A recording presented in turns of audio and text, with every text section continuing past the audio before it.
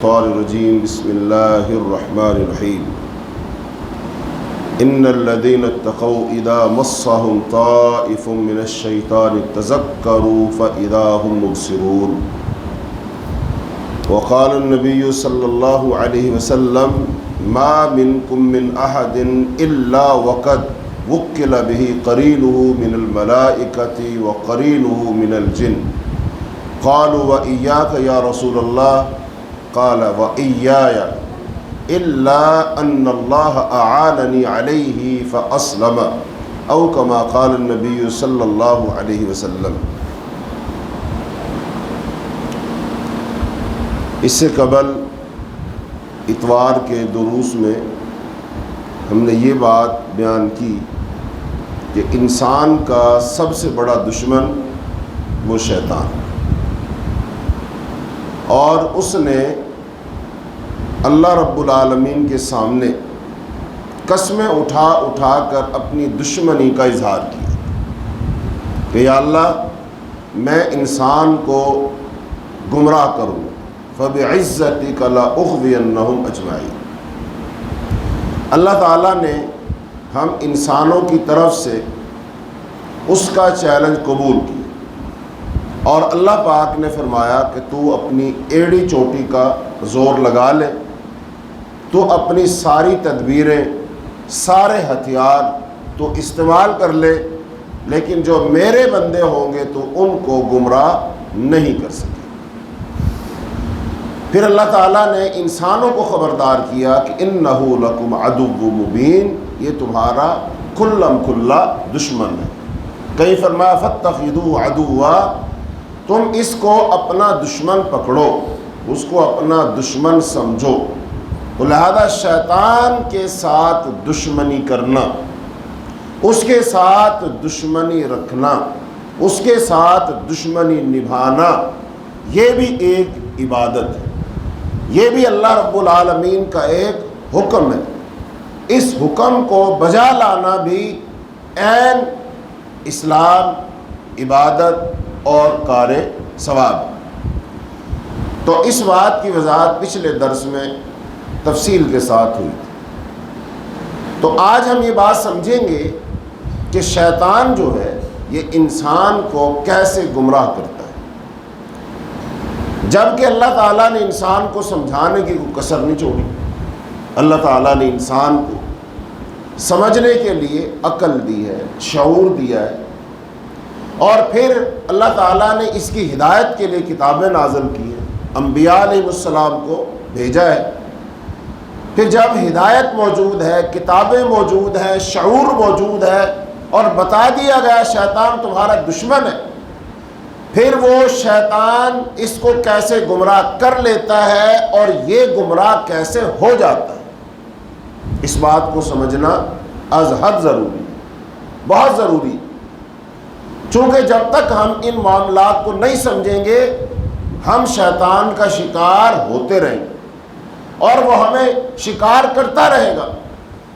اور بڑی بات یہ ہے کہ انسان شیطان کا شکار بھی ہو جاتا ہے، صراط مستقیم سے بھٹک بھی جاتا ہے، وہ شیطان کا بندہ بن جاتا ہے، شیطان کی جماعت کا، حزب الشیطان کا رکن بن جاتا ہے، اور وہ اللہ تعالیٰ کی رضا کے نہیں بلکہ شیطان کو خوش کرنے کے لیے اس کی پسند کے کام بھی کر رہا ہوتا ہے، اور اسے شعور بھی نہیں ہوتا۔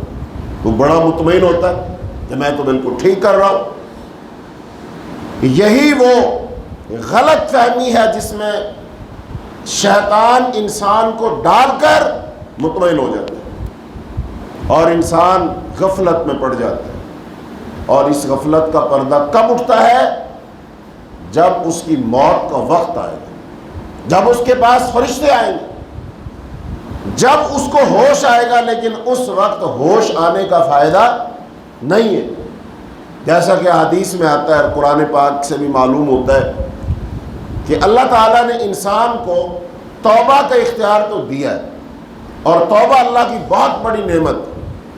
یہ توبہ اگر انسان سچے دل سے کر لے، اس کی شرائط کو پورا کر لے، تو اللہ فرماتا ہے یبدل اللہ سیئاتہم حسنات، اللہ تعالیٰ توبہ کرنے والے کے نہ صرف گناہوں کو معاف کرتا ہے بلکہ اس کے گناہوں کو نیکیوں میں بدل دیتا ہے۔ تو اللہ تعالیٰ نے انسان کو توبہ کی توفیق تو دی ہے، لیکن شیطان کی کوشش یہ ہے کہ وہ اس کو توبہ کی طرف آنے ہی نہ دے، اس کو غافل کیے رکھے، الجھا کے رکھے، مطمئن کر کے رکھے۔ لہذا انسان بڑا مطمئن ہو کے زندگی گزار رہا ہوتا ہے، گناہ بھی کر رہا ہے، مطمئن بھی بہت ہے، گناہ بھی کر رہا ہے، خوش بھی ہے، گناہ بھی کر رہا ہے، ڈر بھی نہیں ہے۔ تو یہ انسان غفلت کی زندگی گزارتا ہے، اور موت کا وقت قریب آ جاتا ہے، پردے اٹھ جاتے ہیں، فرشتے نظر آنے شروع ہو جاتے ہیں، پھر انسان توبہ کرنے کی کوشش کرتا ہے، لیکن اللہ تعالیٰ نے فرمایا پھر اب اس کی توبہ اس وقت قبول نہیں ہوگی۔ جیسے فرعون تھا، موسیٰ علیہ السلام سمجھاتے رہے، دعوت دیتے رہے، نصیحت کرتے رہے، لیکن بات نہیں مانی۔ لیکن جب موسیٰ علیہ السلام کو پکڑنے کے لیے پیچھے چڑھ دوڑا اور سمندر میں داخل ہو گیا، اور اللہ کے حکم سے پھر سمندر وہ دوبارہ رستے ختم ہو گئے اور دوبارہ پانی بن گیا، جب ڈوبنے لگا پھر اس نے زبان سے کہا کہ میں موسیٰ و ہارون کے رب پر ایمان لایا۔ لیکن اس وقت ایمان نے فائدہ، اور یہ ایک توبہ ہوتی ہے، ایمان لے کر آنا یہ بھی توبہ ہے، کیونکہ انسان کہتا ہے کہ میں نے بہت غلطی کی ہے، مجھے چلنا اس راستے میں چاہیے تھا، میں نہیں چلا، لہذا اب میں توبہ کرتا ہوں، اب میں نبی کے پیچھے چلوں گا، تو لہذا اب توبہ قبول نہیں ہو۔ ایسے ہی حدیث میں آتا ہے جب تک غرغرہ نہ شروع ہو، موت کے آثار نہ شروع ہو جائے، کھینچنا شروع نہ کر دیا جائے اس کی جان کو، اس سے پہلے توبہ کر لے، ٹھیک ہے کوئی بھی انسان، لیکن جب موت کے آثار شروع ہو گئے، غرغرہ چل گیا، یعنی نزع کا عالم ہے، جان کھینچی جا رہی ہے، سانس اکڑ رہی ہے، پنڈلی کے ساتھ پنڈلی لپٹ رہی ہے، وَالْتَفَّتِ السَّاقُ بِالسَّاقِ، پھر انسان کہتا ہے میری توبہ، اس وقت توبہ کا کوئی فائدہ نہیں۔ تو انسان کو شیطان غافل کر کے رکھتا۔ تو اب یہ غفلت کا پردہ کیسے چاک ہو جائے، ہماری غفلت کیسے ختم ہو جائے، ہمیں حقیقت کیسے نظر آنا شروع ہو جائے، تو لہذا اس کے لیے ہمیں اپنے آپ کو سمجھنا ہے اور شیطان کو سمجھنا ہے، اور شیطان کس کس طریقے سے میرے ساتھ کھیلتا ہے اور کیسے مجھے گمراہ کرتا ہے، کیسے مجھے دعوت دیتا ہے، کیسے انداز سے وہ مجھے بلاتا ہے کہ میں اللہ کی بات بھی بھول جاتا ہوں، میں رسول کی بات بھی بھول جاتا ہوں، میں اپنی موت کو بھی بھول جاتا ہوں، عذاب قبر اور حشر کو بھی بھول جاتا ہوں، میں جنت اور جہنم کو بھول جاتا ہوں، ساری چیزوں کو میں بھول جاتا ہوں، وہ مجھے ایسے دعوت دیتا ہے۔ اس کو کون سمجھے گا؟ کیونکہ یہ انسان کا انٹرنل معاملہ ہے، یہ اس کا ذاتی معاملہ ہے۔ یہاں پر کوئی مولوی کام نہیں آئے گا، یہاں پر کوئی شخص آپ کے اندر توبہ داخل نہیں کر سکتا جب تک تو خود توبہ نہیں کرے گا، وہ تیرے اندر نیکی داخل نہیں کر سکتا جب تک تو نیک بننے کی کوشش یا نیکی کرنے کی کوشش نہیں کرے گا۔ یہ انسان کا اپنا ذاتی مسئلہ ہے۔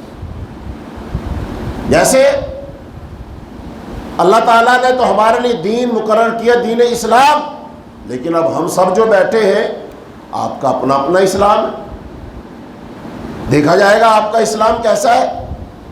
اب میرا اسلام اور آپ لوگوں کا اسلام ہو سکتا برابر نہ ہو، آپ لوگوں کا اچھا ہو، ایسے ایک عام آدمی کا انسان اور صحابہ کرام کا جو اسلام ہے وہ برابر نہیں ہو سکتے۔ صحابہ کرام کا اسلام بہت اعلیٰ والا ہے، اب صحابہ کرام کا اسلام اور رسول اللہ صلی اللہ علیہ وسلم کا ایمان اور اسلام اس میں بہت فرق ہے۔ رسول اللہ صلی اللہ علیہ وسلم کا ایمان بہت اعلیٰ معیار کا ہے، اس کا مطلب ہم سب کا اسلام اپنا اپنا ہے، جیسے ہم سب کا گھر اپنا اپنا ہے، سوچ اپنی اپنی ہے، سرمایہ اپنا اپنا ہے، دولت اپنی اپنی ہے، ایسے ہی میرا اسلام اپنا ہے۔ اب وہ کیسا ہے اللہ تعالیٰ بہتر جانتا ہے وہ کیسا ہے۔ ایک سوسائٹی میں آپ گھر لیں، گھر ایک جیسے بنے ہوتے ہیں، لیکن آپ کا جو اپنا گھر ہے اس گھر کی چار دیواری میں کیا کیا سامان ہے وہ تو آپ کا اپنا ہے۔ بالکل اللہ کی طرف سے تو دین اسلام ہے، لیکن اب میرا اپنا اسلام کیسا ہے یہ میرا مسئلہ ہے۔ میں نے اپنے ایمان کو کتنا خوبصورت کیا ہے، میں نے اپنے ایمان کو کتنا خالص کیا ہے، میرے ایمان میں کتنی طاقت اور قوت ہے، میرا ایمان اور اسلام شیطان کا کتنا مقابلہ کرتا ہے، یہ تو بالکل میرا اپنا ذاتی مسئلہ ہے۔ لہذا ہم میں سے ہر شخص کا اپنا اسلام ہے، اپنا دین ہے، لہذا اب وہ دیکھے کہ میرا دین، میرا اسلام کیسا ہے۔ اب جس آدمی کا ایمان اور اسلام اس کو شیطان سے نہ بچائے، شیطان سے خبردار نہ کرے، شیطان کے مد مقابل اس کو کھڑا نہ کرے، اس کو اپنے ایمان اور اسلام کی فکر کرنی چاہیے کہ جو ایمان اور اسلام مجھے دنیا میں شیطان سے نہیں بچا رہا، برائی سے نہیں بچا رہا، مسجد نہیں لا رہا، اللہ کے دین پر عمل نہیں کروا رہا، یہ ایمان اور اسلام آپ کو قبر میں کیسے بچائے گا عذاب سے، یہ میدان محشر کی گرمیوں سختیوں سے کیسے بچائے گا، یہ ایمان آپ کو پل صراط سے کیسے گزار دے گا، یہ ایمان آپ کو اللہ کی جنت میں کیسے پہنچا دے گا، چونکہ اس کے اندر تو وہ سکت ہی نہیں ہے، اس کی تو وہ کوالٹی نہیں ہے، اس کا تو وہ لیول ہی نہیں۔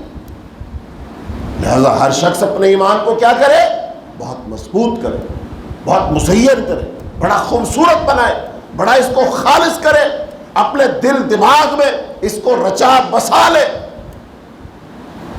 لہذا اب یہ ایمان اور یہ اسلام ہمیں سب سے پہلے اپنی ذات کا تعارف کروائیں گے کہ میں کیا ہوں، میں کون ہوں، میں کہاں سے آیا ہوں، مجھے کس نے بھیجا ہے، مجھے کیوں بھیجا ہے، میری کامیابی اور ناکامی کیا ہے، کیا میں نے ہمیشہ دنیا میں رہنا ہے یا اس دنیا کو چھوڑ کر میں نے کہیں جانا ہے، کیا میں نے کسی کو حساب و کتاب دینا ہے، یہ قبر کیا ہے، حشر کیا ہے، ان ساری چیزوں کو انسان جب سمجھے گا، شعور حاصل کرے گا، اس کو خود آگاہی بھی ہوگی، اس کو معرفت نفس بھی حاصل ہوگی، اور وہ اپنے دوست و دشمنوں کو پہچانے گا، صحیح اور غلط کو پہچانے گا، ہدایت اور گمراہی کو پہچانے گا، توحید اور شرک کو پہچانے گا، بدعت اور سنت کو بھی پہچانے گا۔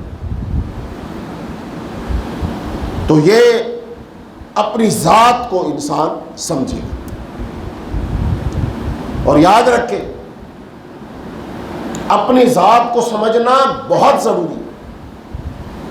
اگر آپ نے اپنی ذات کو نہ سمجھا، اپنے آپ کو نہ سمجھا، تو آپ تو اپنے ساتھ، انسان سب سے زیادہ کس کے ساتھ رہتا ہے، اپنے ساتھ،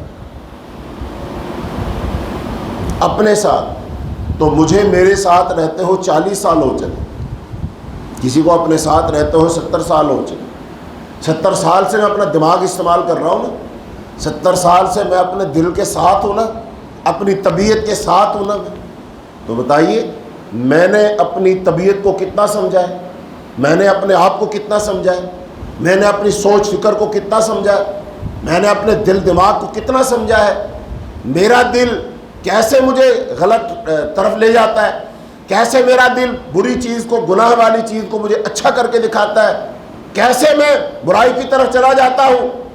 تو اپنا جائزہ لے، اپنے آپ کو سمجھ، اپنے گریبان میں جھانک، اپنے آپ کو دیکھ، اپنا صحیح تجزیہ کر، اور پھر یاد رکھیں دنیا میں ہم بہت ساری مشینیں استعمال کرتے ہیں، بہت ساری مشینیں استعمال کرتے ہیں ہم دنیا میں۔ مثال کے طور پر سب کے پاس موبائل ہے، پہلے تو ٹیلی فون ہوتا تھا، نمبر ملاؤ، پہلے لوگوں کو وہ نمبر ملانا نہیں آتا تھا، لیکن پھر انسان نے وہ سیکھ لیا، نمبر ملانا، ڈائل کرنا۔ پھر وہ تار کے علاوہ ٹیلی فون آ گیا، موبائل شکل آپ کی موبائل آ گیا۔ موبائل پہلے سادہ بٹنوں والا، کم سے کم فنکشن تھے، پھر جدید سے جدید موبائل آ گیا، اور آج یہ جو موبائل ہے یہ تو ایک پورا جہان ہے جو آپ کے ہاتھ میں ہے۔ لیکن اب یہ موبائل ایک مشین ہے، ہم نے اس کو چلاتے ہوئے سیکھا ہے، پہلے ہمیں چلانا نہیں آتا، لیکن اب ہمیں چلانا آ گیا ہی۔ ہم گھر میں کوئی مشین لاتے، پہلے لوگ ہاتھ کی وہ مشین سے وہ سلائی کرتے تھے، آسان تھا، پھر اس کے بعد اور جدید مشین آئی، اور اب مشینیں آ گئیں پوری اینڈرائڈری کی مشینیں آ گئی، کمپیوٹرائزڈ آ گئی، وہ کوئی ڈیزائن اس کے اندر آپ سلیکٹ کریں، اس کو کمانڈ دیں اور ایک وقت میں 1000 سوئیاں چل رہی ہیں، 1000 مشینیں کام کر رہی ہیں۔ لہذا اب یہ مشینیں جدید سے جدید، پیچیدہ سے پیچیدہ تر ہوتی گئی، لیکن ہم ان کو سمجھ رہے ہیں۔ انجن ہے، آپ موٹر سائیکل پہ بیٹھے ہوتے ہیں، موٹر سائیکل چلا رہے ہیں، لیکن گاڑی میں بیٹھ گئے اس سے زیادہ فنکشن ہے، پھر گاڑی میں بھی مختلف، وہ مینول ہے کہ آٹو ہے، پھر اس کے بعد اب ہوائی جہاز اڑا رہا ہے انسان، ایک وقت میں اس کے سامنے کتنے سارے بٹن لگے ہوتے ہیں، انسان ان کو دیکھ رہا ہے، اب وہ بھی اڑا رہا ہے۔ اس کا مطلب انسان نے ان تمام مشینوں کو چلاتے ہوئے سیکھا ہے، مہارت حاصل کی ہے، لیکن اے حضرت انسان، تجھے پتا ہے سب سے بڑی مشین وہ بذات خود تیری اپنی ذات ہے، یہ سب سے بڑی مشین ہے، جتنے اس میں فنکشن ہے نا کسی اور مشین میں نہیں ہے۔ باقی ساری مشینیں اس دماغ سے بنائی گئی ہیں، اس مشین سے بنائی گئی ہیں، تو اس کا مطلب جو انسان ہے اس کی اپنی ذات ہے، یہ ایک بہت بڑی مشین ہے۔ یہ مشین کیسے چلتی ہے، اس کو کیسے کنٹرول کیا جاتا ہے، اس کا علم حاصل کرنا ہر انسان کے لیے ضروری ہے۔ گاڑی چلانی نہیں آتی، گاڑی لی ہے تو نے، گاڑی چلانی نہیں آتی تو گاڑی چلائے گا تو ٹھوک دے گا، نقصان کر دے گا، فائدے کی بجائے الٹا نقصان ہو جائے گا تیرا، اس لیے تو گاڑی کو صحیح چلانا سیکھے۔ یہ جو بجلی بنائی کسی نے، بجلی بنائی تو ایجاد ہے نا انسان کی بنائی ہوئی، لیکن یہ کرنٹ مارتی، سنا ہے جس نے بجلی بنائی تھی پہلے بجلی سے وہی مر گیا۔ اس کا مطلب اس شخص نے تو بجلی اس لیے نہیں بنائی تھی کہ میری موت واقع ہو جائے گی، اس نے تو اس لیے بنائی تھی تاکہ اس سے مجھے فائدہ ہو، لیکن اس نے پورے طریقے سے اس کو جانا نہیں تھا، الٹا اس کو نقصان ہو گیا۔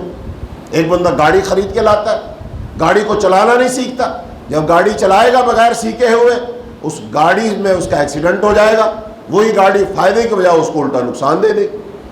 موبائل آپ کا ہوتا ہے، ہم دیکھتے ہیں موبائل بند ہو گیا، بعض دفعہ انسان پاس ورڈ اس کا بھول جاتا ہے، بار بار کوشش کرتا ہے، مشین آپ کی، موبائل آپ کا، ملکیت آپ کی، چلانا آپ چاہتے ہیں، فون نہیں کر سکتے، موبائل اپنا نہیں چلا سکتے، کمپیوٹر لیپ ٹاپ اپنا نہیں چلا سکتے، فائدے کے بجائے الٹا نقصان ہو رہا آپ کو، وجہ آپ کو مشین چلانی نہیں آتی۔ لہذا مثالیں بہت ساری ہیں۔ بالکل ایسے ہی انسان کا جو جسم ہے، انسان کی جو ذات ہے، یہ ایک مشین ہے، بڑی حساس مشین ہے، بڑی مہنگی مشین ہے، بڑی زبردست مشین ہے، بڑی ایڈوانس مشین ہے، اس کے اندر سارے فنکشن موجود ہیں، لیکن اے حضرت انسان، اگر تو نے اس مشین کو چلانا نہ سیکھا تو تیری اپنی ذات ہی تیرے اپنے خلاف ہو جائے گی، تجھے نقصان دینے والی ہے۔ انسان کا وجود انسان کے لیے دشمن بن جائے گا، انسان کا وجود ہی انسان کو گمراہ کر دے گا، انسان کی آنکھیں ہی انسان کو غلط دکھائیں گی، انسان کی عقل ہی انسان کے لیے آزمائش بن جائے گی۔ آپ کو معلوم ہے کہ دنیا میں جتنے بڑے گمراہ ہیں، بڑے بڑے گمراہ سرکش باغی گزرے، وہ بڑے بڑے ذہین لوگ ہوتے ہیں۔ دیکھو نا کیا خیال ہے، فرعون جو تھا بہت بڑا بادشاہ تھا کہ نہیں، اور پوری سلطنت کو چلا رہا ہے کہ نہیں؟ ایک ملک چلا رہا ہے، بغیر سمجھداری اور عقل مندی دانش مندی کے چل سکتا ہے؟ نہیں چل سکتا۔ پوری مہارت کے ساتھ چلا رہا ہے، اتنی مہارت کے ساتھ چلا رہا ہے، اس نے اپنی ذات کے بارے میں لوگوں سے کہا کہ میں تمہارا رب ہوں، اور اس نے اپنی فطانت سے، ذہانت سے، اپنے بیان سے، کلام سے لوگوں سے منوا لیا کہ ہاں تم ہی ہمارا رب ہو، لہذا وہ اس کو سجدہ کرتے۔ اتنا بڑا ملک چلا رہا، بیوقوف آدمی چلا سکتا ملک؟ نہیں چلا سکتا۔ نمرود کیا خیال ہے، بیوقوف آدمی تھا؟ نہیں، عقلمند آدمی تھا۔ ابو جہل جو تھا مکے کا سردار تھا، اور اپنی ذہانت فطانت سے پورے مکے کو لیڈ کر رہا تھا، سارے عرب کے لوگوں کو لیڈ کر رہا تھا. اور لوگ پتا اس کو کیا کہتے تھے؟ ابو الحکم. اس کی کنیت ہے ابو الحکم. ابو الحکم مطلب کون؟ فیصلے کرنے والا. پنچایت میں فیصلے کرنے والا، عقل مند، ذہین ترین آدمی. وگرنہ عرب کے لوگ کس کے قابو میں آتے تھے؟ تو کیا خیال ہے ابو جہل عقل مند آدمی نہیں تھا؟ عقل مند آدمی تھا، پورے عرب کو لیڈ کرنے والا آدمی تھا. اب لہذا ابو جہل ہو، یہ نمرود ہو، یہ فرعون ہو، یہ قارون ہو، شداد ہو، یہ سارے تاریخ کے عقل مند ترین لوگ گزرے. قریب آ جاؤ. ہندوستان میں ایک شخص، اس کا نام کیا ہے؟ مرزا غلام احمد قادیانی. ملعون ہے، نبوت کا دعویٰ کیا، مرتد ہو گیا. لیکن اس نے لوگوں کو جو گمراہ کیا، نبوت کا جو دعویٰ کیا، اور ہندوستان وہ ملک ہے دنیا کا جہاں اگر ایک ملک میں دیکھا جائے اتنے محدثین، اتنے شارحین حدیث، اتنے علماء، اتنے بزرگان دین یہاں سے اٹھے پیدا ہوئے، پوری دنیا کو لیڈ کیا انہوں نے. آپ دیکھیں گے خلافت عثمانیہ ٹوٹی، خلافت عثمانیہ ٹوٹی ہے، لیکن بتا پوری دنیا میں خلافت عثمانیہ کے حق میں تحریک خلافت کہاں چلی؟ ہندوستان میں چلی. انگریزوں کے خلاف جہاد کی تحریک چلی. سیدین کا قافلہ، شاہ اسماعیل شہید اور سید احمد شہید، ایک شاہ ولی اللہ کا شاگرد ہے اور ایک شاہ ولی اللہ کا پوتا ہے. یہاں ہندوستان کی سرزمین میں انہوں نے جہاد کا آغاز کیا. ہندوستان کی سرزمین میں شاہ ولی اللہ نے قرآن کا ترجمہ فارسی میں کیا. احادیث کو یہاں پر پڑھا اور پڑھایا گیا. بر صغیر سے کتنی کتابیں لکھی گئی ہیں حدیث پر، کتنی کتابیں شائع ہوئی ہیں یہاں پر حدیث کی، پوری دنیا میں گئی. حتیٰ کہ بہت ساری کتابیں بھوپال کا نواب صدیق حسن خان، وہاں پر پریس لگا، کتابیں یہاں چھپی اور یہاں سے عرب و عجم میں کتابیں شائع ہوئی. وہ ہندوستان جہاں پر نواب صدیق حسن جیسا محدث پیدا ہوا، جہاں پر مبارک پور سے اتنے سارے محدثین اٹھے کہ کہیں پر جامع ترمذی کا شارح اٹھتا ہے اور اس نے تحفۃ الاحوذی لکھی، کہیں سنن ابی داؤد کی شرح عون المعبود لکھی گئی، کہاں مشکات کی شرح مرآت المفاتیح لکھی گئی، اور اس کے علاوہ حدیث پر اور کتابیں لکھی گئی اور تفسیر پر کتابیں لکھی گئی. یہاں پر سید نذیر حسین محدث دہلوی پیدا ہوا، یہاں پر شاہ ولی اللہ موجود ہے اور بہت سارے علماء ہیں. اب ان کو گنوانا اور بیان کرنا مقصود اور مطلوب نہیں ہے. یہ ہندوستان کی سرزمین ہے، لیکن اس سرزمین میں اتنے مدارس، اتنے علماء، اتنے فضلاء، اتنے محدثین کے ہوتے ہوئے ایک شخص اٹھتا ہے اور کہتا ہے میں نبی ہوں. اور مزاحمت ہوگی کہ نہیں؟ مزاحمت تو ہوگی، لوگ تو خلاف اٹھیں گے. لیکن اس شخص نے اپنی عقل سے، اپنے بیان سے، اپنی چالاکی اور مکاری سے سب کا رد بھی کیا، لوگوں کو مطمئن بھی رکھا، اور لوگوں نے اس کی نبوت کو نہ صرف مانا بلکہ نبوت اس کی آگے چلی. اور آج تک دنیا میں قادیانی موجود ہے. پاکستان میں تو 1973 کے آئین میں ان کو کافر قرار دے دیا گیا. یہ کام اللہ تعالیٰ نے پاکستان والوں سے لیا کہ ملکی سطح پر، پارلیمنٹ لیول پر ان قادیانیوں کو، مرزائیوں کو کافر قرار دیا گیا. جو شخص سب کچھ مانے لیکن نبی صلی اللہ علیہ وسلم کی ختم نبوت کو نہ مانے، وہ شخص مسلمان نہیں ہو سکتا، وہ کافر ہے. لیکن دنیا میں آج قادیانی ہیں کہ نہیں؟ اور قادیانیوں میں یاد رکھو، قادیانیوں میں غریب غربا کم ہیں، امیر لوگ زیادہ ہیں، پڑھے لکھے لوگ زیادہ ہیں، آپ کے پوش ایریاز میں یہ آپ کا ماڈل ٹاؤن ہو، اس میں قادیانی بہت ہیں، اس کا مطلب وہ ایسی سوسائٹیوں میں ہے، تو اس کا مطلب ایک پڑھا لکھا شخص، دانا بینا شخص، کیا وہ آسانی سے گمراہ ہو گیا؟ نہیں، یہ مرزا غلام احمد قادیانی کی مکاری ہے، چالاکی ہے، اس کا دجل ہے، اس کا فریب ہے، حقائق کو مسخ کر کر بیان کرنا ہے، لوگوں کے شکوک و شبہات کو مٹا کر اپنی نبوت ان کو سمجھانا ہے، تو اس کے لیے عقل چاہیے۔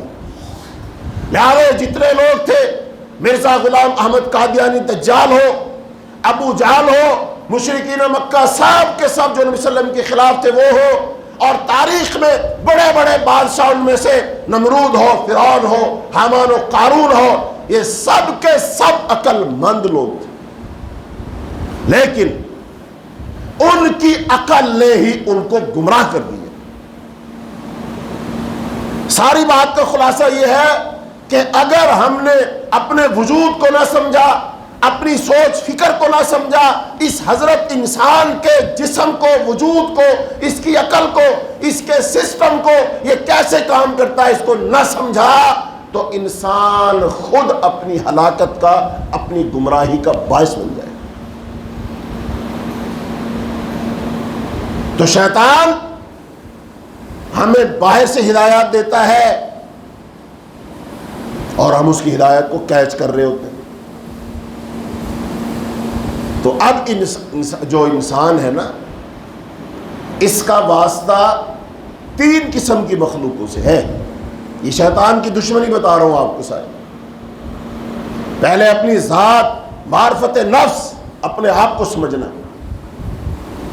پھر اس کے بعد اپنے سب سے بڑے دشمن کو سمجھنا، اور میرا اور آپ کا سب سے بڑا دشمن کون ہے؟ شیطان۔ تو اب وہ جو شیطان ہے وہ گمراہ کرنے کے لیے انسان کو کون سا طریقہ اپناتا ہے؟ وہ اس کو وسوسہ دلاتا ہے۔ قرآن پاک کی سب سے آخری سورت کون سی ہے؟ سورہ الناس۔ سورہ الناس کا موضوع ہی یہ وسوسہ ہے۔ وسوسے کے ذریعے سے شیطان انسان کو قابو کرتا ہے۔ اللہ نے فرمایا قل اعوذ برب الناس ملک الناس الہ الناس، قل کہہ دیجئے میں پناہ مانگتا ہوں لوگوں کے رب کی، لوگوں کے بادشاہ کی، لوگوں کے الہ کی۔ اب یہ تو پناہ چاہیے نا۔ اگلی آیت، چوتھی آیت کیا ہے؟ کس سے پناہ؟ من شر الوسواس الخناس۔ تین لفظ آئے، شر، وسواس اور خناس۔ شر کا معنی برائی، وسواس وسوسہ کی جمع، اور خناس، خناس یہ ہٹ کر آنے والا، بار بار حملہ کرنے والا۔ تو فرمایا یہ بار بار حملہ کرنے والے کے وسوسے کے شر سے پناہ مانگتا ہوں۔ تو وسوسے سے پناہ مانگی نا۔ کیا فرمایا؟ من شر الوسواس الخناس الذی یوسوس، جو وسوسہ اندازی کرتا ہے فی صدور الناس، لوگوں کے سینوں میں، من الجنۃ والناس، جو جنوں میں سے بھی ہے اور جو ناس انسانوں میں سے بھی ہے۔ تو پوری صورت کا مرکزی نقطہ، مرکزی مضمون کیا ہے؟ وسوسہ۔ قرآن کے آخر میں اللہ تعالیٰ نے پورا چیپٹر وسوسے کے لیے بیان کیا کہ شیطان تمہیں گمراہ کرے گا کیسے؟ وسوسے کے ذریعے سے۔ اچھا آپ فرض کر لو کسی انسان کو شیطان وسوسہ اندازی کرتا ہے، اچھا اب وہ انسان سمجھتا ہی نہیں کہ یہ وسوسہ شیطان کی طرف سے، تو وہ تو اس وسوسے کو آئیڈیا سمجھتا ہے، خیال سمجھتا ہے، اپنا کمال سمجھتا ہے، اپنی اعلیٰ وہ ذہانت اور فطانت سمجھتا ہے۔ کہتا ہے میرے دماغ میں بڑی اچھی اچھی باتیں آتی ہیں، بڑے اچھے اچھے خیالات آتے ہیں، بڑے آئیڈیاز آتے. میں تو اتنا سمجھدار ہوں, میں تو اتنا عقل مند ہوں کہ پورے محلے کے لوگ مجھ سے مشورہ کرنے آتے, پورے خاندان کے لوگ مجھ سے مشورہ کرنے آتے, اور میں ان کو پھر مشورہ دیتا ہوں اور وہ میرے مشورے پر چلتے ہیں اور آ کر تھینک یو بولتے ہیں, شکریہ ادا کرتے ہیں, آپ نے ہمیں اچھا مشورہ دیا تھا. اچھا, اب یہ بندہ جو مشورہ دے رہا ہے, اب یہ جو مشورہ دے رہا ہے, وہ مشورہ جب دے رہا ہوتا ہے, جب یہ بات پر غور کر رہا ہوتا ہے, سوچ رہا ہوتا ہے, تو مشورہ دینے سے پہلے دماغ میں کوئی خیال تو آئے گا نا. وہ خیال کہاں سے آ رہا ہے؟ وہ خیال کہاں سے آ رہا ہے جو یہ بول رہا ہے, جو یہ مشورہ دے رہا ہے؟ کہاں سے آ رہا ہے وہ خیال؟ یہ ذہن میں خیالات, یہ مضامین, یہ باتیں کہاں سے آتی ہیں؟ یہ اصل بات ہے سوچنے والی. اور یہ وہ جو چند لمحات ہوتے ہیں جس میں ہم نے فیصلہ کرنا ہوتا بولنے سے پہلے, وہ جو تنہائی کا وقت ہوتا ہے جس میں ہم کہتے ہیں اچھا یار میں کل آپ کو سوچ کر بتاؤں گا.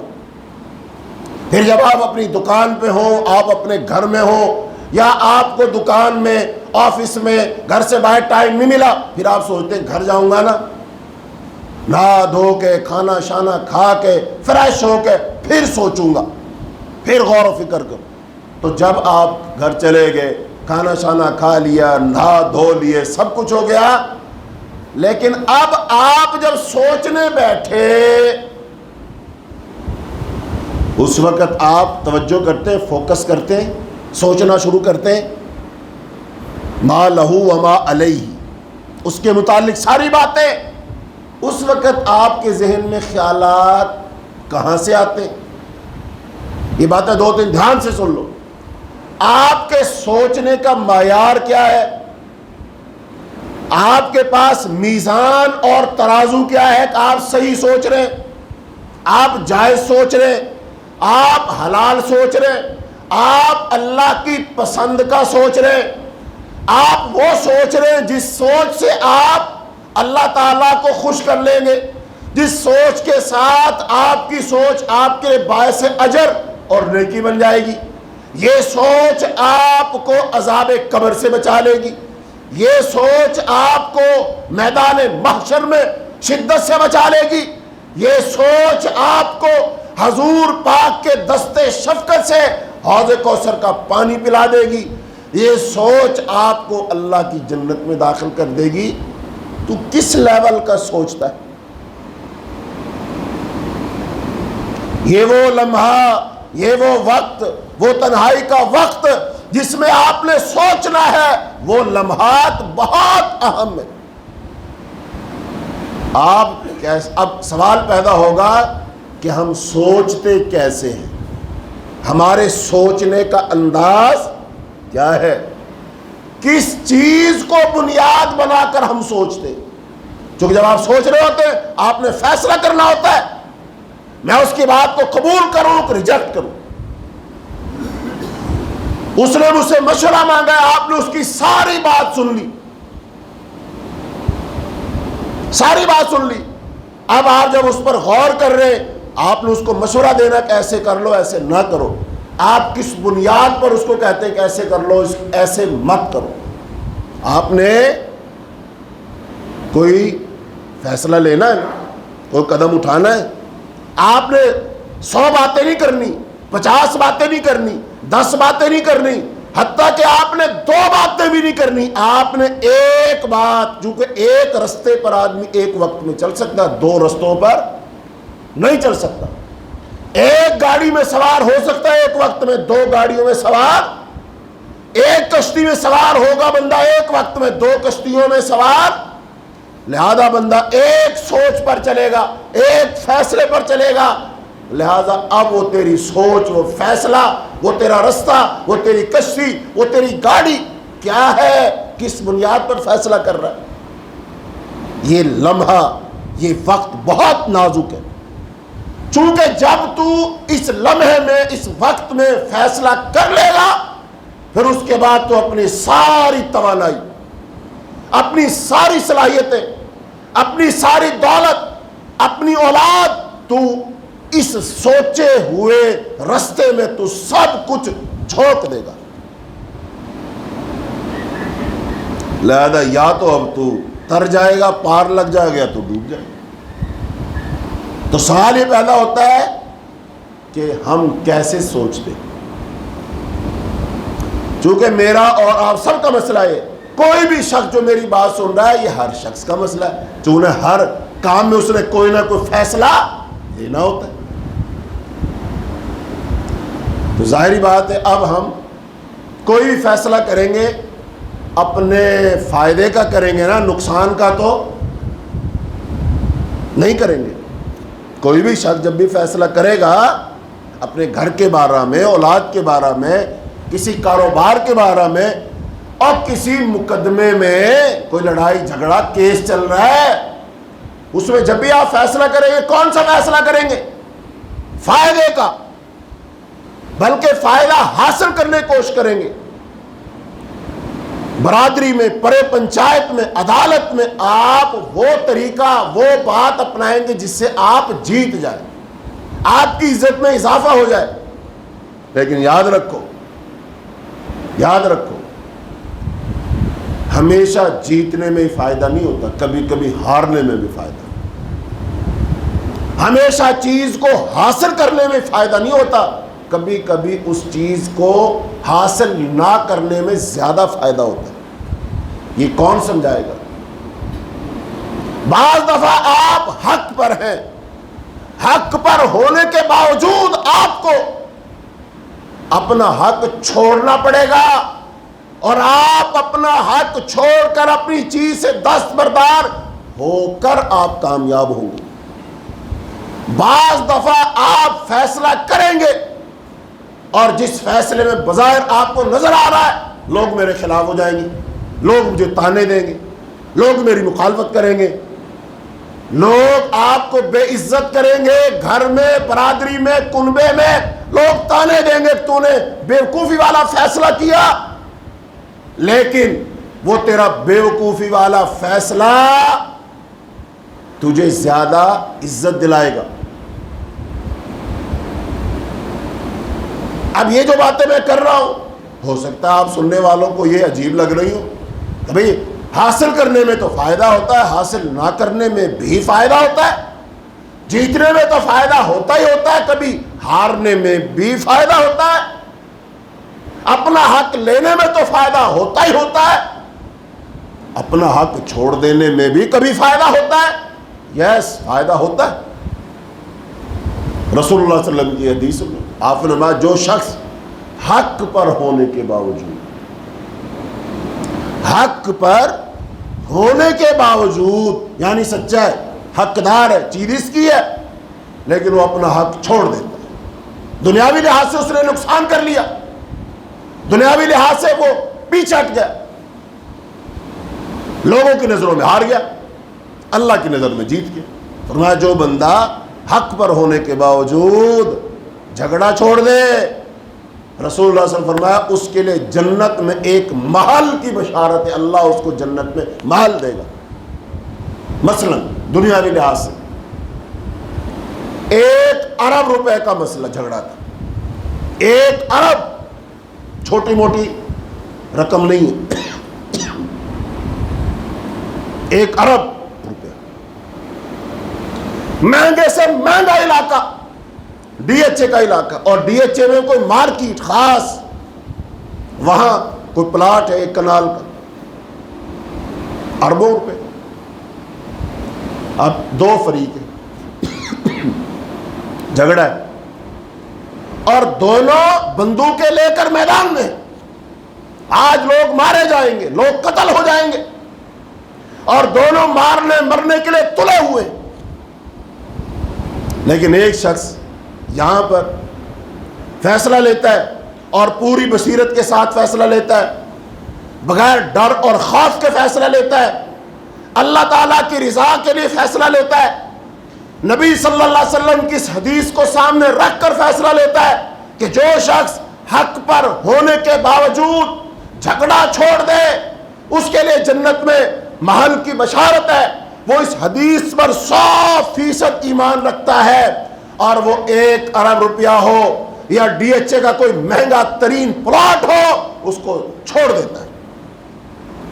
کہتا بھائی میں ہار گیا تم جیت گئے. گھر آیا, گھر والے کیا کہیں گے, جیت کے آیا کہ ہار کے؟ اچھا فیصلہ کر کے آیا کہ برا؟ لوگ کہیں گے تو بیوقوف نکلا, تو ہار گیا, تو نے تو ہماری عزت ڈبو دی, تو نے تو خاندان کی ناک کٹوا دی, تو نے تو یہ کر دیا, تو نے تو وہ کر دیا.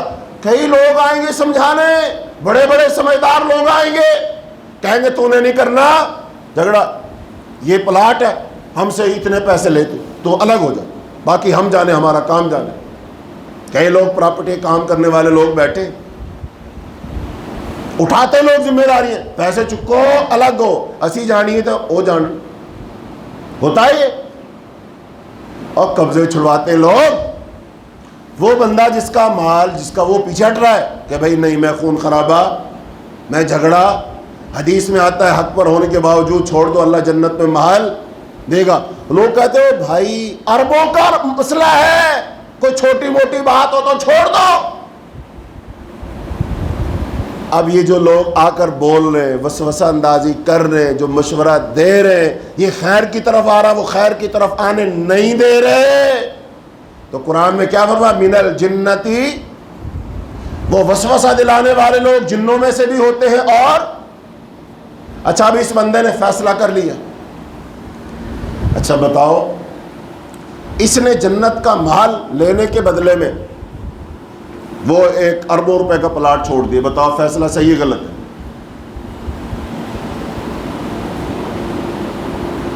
فیصلہ صحیح ہے غلط؟ یہ صرف 2-4 منٹ, آدھے گھنٹے کے لیے آپ مسجد میں بیٹھ کے کہہ رہے صحیح ہے.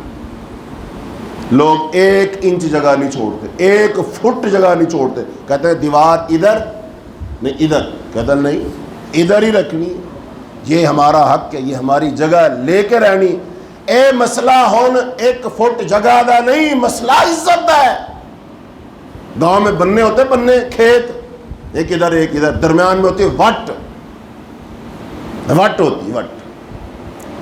اب اس پر جھگڑا ہوتا ہے, عام طور پر دونوں کسان, ایک ادھر سے اس کو چھیلتا ہے, دوسرا ادھر سے چھیلتا ہے.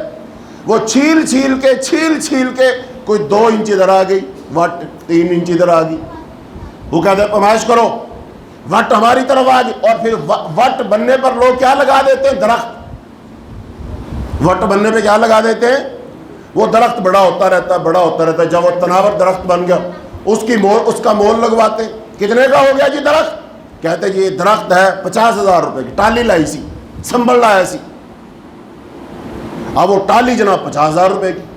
اب اس پہ جھگڑا ہو کے لگاؤ بھی, سیگ لگاؤ, اے تاڈے وال آندھی ساڈے وال, وٹ کا مسئلہ ہے. اچھا اب جھگڑا شروع ہو گیا, اور زمیندار لوگ ایسی باتوں میں لڑتے. اب پرے پنچایت بیٹھی, سمجھایا لوگوں نے جناب چھوڑ دو یہ وٹ کا مسئلہ, 2-4 انچ ہی ہے, 2-4 انچ ادھر کیا. کہتے جناب ہن وٹ دا مسئلہ نہیں, جٹ دی سٹ دا مسئلہ ہے. اب یہ ہماری عزت کا مسئلہ بن گیا ہے, یہ 2-4 انچ جگہ کا مسئلہ نہیں, اب یہ ہماری برادری, ہمارا خاندان, ہمارا قلبہ, یہ اس کی عزت کا مسئلہ ہے. لہذا اب ہم اپنی عزت کی خاطر لڑیں گے. اس وقت یہاں شیطان سب سے زیادہ خوش ہو رہا ہوتا, اور دونوں کے دل میں وسوسہ انداز کر رہا تھا, پتر پیچھے نہیں ہٹنا, ہٹ گئے تو یہ تم پر چڑھ گئے. آج انہوں نے 2-4 انچ جگہ لی ہے, کل تمہارے کھیت پہ قبضہ کریں گے. شیطان وسوسہ اندازی کر رہا ہے, بھڑکا رہا ہے. کہتا ہے کس منہ سے جاؤ گے گاؤں میں, کس منہ سے جاؤ گے بازار میں, انہوں نے تو تانے مارے ہوئے تھے, بڑی بڑی باتیں کی ہوئی تھی. لہذا ان ساری باتوں کا کیسے مقابلہ کرو گے, کیسے سر اٹھاؤ گے؟ لہذا بندہ جتنا بھی سمجھدار ہو, جتنا پڑھا لکھا ہو, اور آگے بڑھو, نمازی ہو, حاجی ہو, زکاتی ہو, لوگوں کو مشورے دیتا ہو, پنچایتوں میں فیصلے دیتا ہو, لیکن جب مسئلہ اپنی ذات کا آئے گا, اپنی گھر کا آئے گا, اپنی عزت کا آئے گا, برادری کا آئے گا, وہ 2-4 انچ جگہ پر ڈٹ کے کھڑا ہو جائے گا, مارنے اور مرنے کے لیے تیار ہو جائے گا. کیسے ہو گیا یہ؟ یہ وہی مسئلہ ہے الذی یوسوس فی صدور الناس، شیطان برابر کام کر رہا ہوتا ہے، اس بھڑکاتا ہے۔ رسول اللہ صلی اللہ علیہ وسلم نے ارشاد فرمایا ایک حدیث میں لیس الشدید بالسرعہ، فرمایا پہلوان وہ نہیں ہوتا جو دوسرے کو بھی چھاڑ دے۔ اے بھائی صاحب ہن اپنی گلاں کرنی تے چھڑ دی، تانوں وٹ دی گل بڑی پسند آئی ہے، دو ڈیلر بیٹھ کے پراپرٹی نہیں، ساڈی گل سن لو۔ ہاں جی کیا بات ہو رہی تھی؟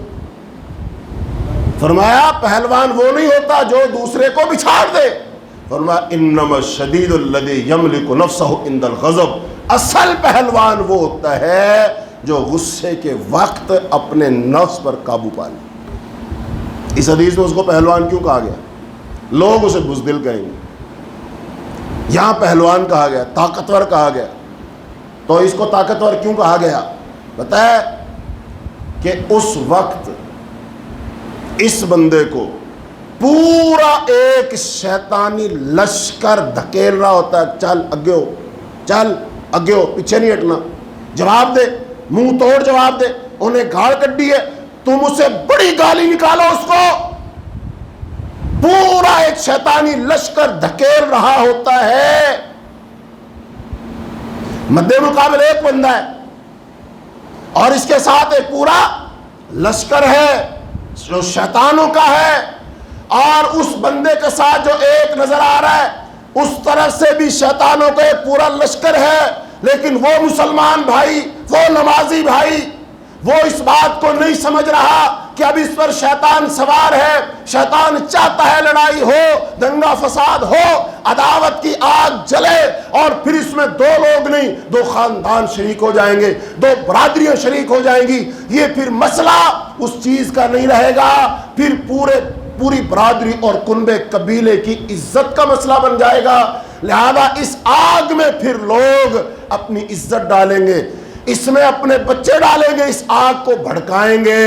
لیکن یہ بندہ، یہ دونوں طرف سے جو شیطانوں کے لشکر ہیں، یہ بندہ ان سب کو ناکام بنا دیتا ہے اپنے غصے پر قابو پا کر۔ شیطان تو خوش تھا نا آج لڑائی ہوگی، لیکن اس بندے نے دانش مندی کا مظاہرہ کر کے اس لڑائی اور کی آگ کو کیا کر دیا؟ ٹھنڈا کر دیا۔ کیسے؟ اپنے آپ پر۔ کیا اس کا دل نہیں ہے؟ کیا اس کا ضمیر نہیں ہے؟ کیا اس کی عزت نفس نہیں ہے؟ کیا اس کو پتہ نہیں کہ تانے ملیں گے، لوگ کیا کیا باتیں کریں گے؟ اس کو پتہ نہیں ہے؟ پتہ ہے، لیکن اس نے کس طرح دیکھا؟ اس حدیث کو ذہن میں رکھا، اس نے دونوں کو بچا لیا، لڑائی کرنے سے بچا لیا دونوں کو، دونوں خاندانوں کو بچا لیا۔ اور جب ان کو ہوش آئے گا، اس لڑائی پر جب غور و فکر کیا جائے گا کہ اگر لڑائی ہوتی تو کیا کیا ہو سکتا تھا، اگر لڑائی نہیں ہوئی تو ہم کتنے بڑے بڑے نقصانوں سے بچ گئے، سارے کے سارے لوگ اس کی تعریف کریں گے کہ یار صرف اور صرف اس بندے کی وجہ سے لڑائی نہیں ہوئی، یہ سمجھدار آدمی، اس نے سمجھداری کا مظاہرہ کیا۔ اچھا بعد میں سمجھدار کیوں کہہ رہے؟ اس وقت تو نہیں کہہ رہے تھے، چونکہ اب ہوش آ گیا، شیطان کا غلبہ ختم ہو گیا۔ تو اس لیے جب انسان تنہائیوں میں فیصلے کر رہا ہوتا ہے، وہ وقت انتہائی اہم ہوتا ہے۔ اس کے بارے میں ایک حدیث سنو، پہلے قرآن کی ایک آیت سنو۔ قرآن میں اللہ تعالیٰ ارشاد فرماتے ہیں ان الذین اتقوا، بے شک وہ لوگ جو پرہیزگاری اختیار کرتے ہیں، تقوی اختیار کرتے ہیں، اذا مسہم طائف، جب انہیں چھوتی ہے، طائف طائفۃ واحد ہے اور طائف جمع ہے، جب ایک جماعت اس کو چھوتی ہے، ایک نہیں چھو رہی، کیا چھو رہی ہے؟ اور جماعت میں کم از کم 3 سے زیادہ لوگ ہوتے ہیں۔ دھیان سے سنو اس آیت کو۔ جب وہ بندہ جس کے دل میں اللہ کا ڈر ہے، اسے کیا چھوتی ہے؟ ایک جماعت من الشیطان، شیطان سے، شیطانوں کی ایک جماعت چھوتی ہے۔ اس کا مطلب جماعت حملہ ہو رہی، لیکن یہ بندہ کون ہے جس کے دل میں کیا ہے؟ تقوی۔ یعنی ایسا بندہ جس کے دل میں تقویٰ ہے، طہارت ہے، بصیرت ہے، ایمان ہے، اللہ کا ڈر ہے، وہ شریعت کو جانتا ہے، وہ آخرت کو جانتا ہے، وہ نفع نقصان کو سمجھتا ہے، وہ دل میں آنے والے وسوسوں اور خیالات کو خوب جانتا ہے، ایسے بندے کو جب شیطانوں کا ایک لشکر آ کر چھوتا ہے، اچھا اب یہ بتاؤ شیطان جو وسوسہ اندازی کرے گا اچھائی کی کرے گا کہ برائی کی؟ آپ جتنا بھی سوچیں شیطان کبھی خیر کا وسوسہ ڈال سکتا ہے؟ جتنا بھی سوچیں کس کا ڈالے گا؟ برائی کا، شر کا، نافرمانی بغاوت کا۔ اس کا مطلب ہے یہاں ایک نہیں، طائفہ، ایک جماعت، اور وہ جماعت جو ہے اس کو چھو رہی ہے۔ بڑے سے بڑا شیطان آ کر کہہ رہا تسی پیچھے ہٹو، میں سنبھالنا ہوں، میں وسوسہ ڈالتا ہوں، میں اس کے دل میں بات ڈالتا ہوں، میں اس کو بھڑکاتا ہوں، میں اس کو غیرت دلاتا ہوں، میں اس کو تانے یاد دلاتا ہوں۔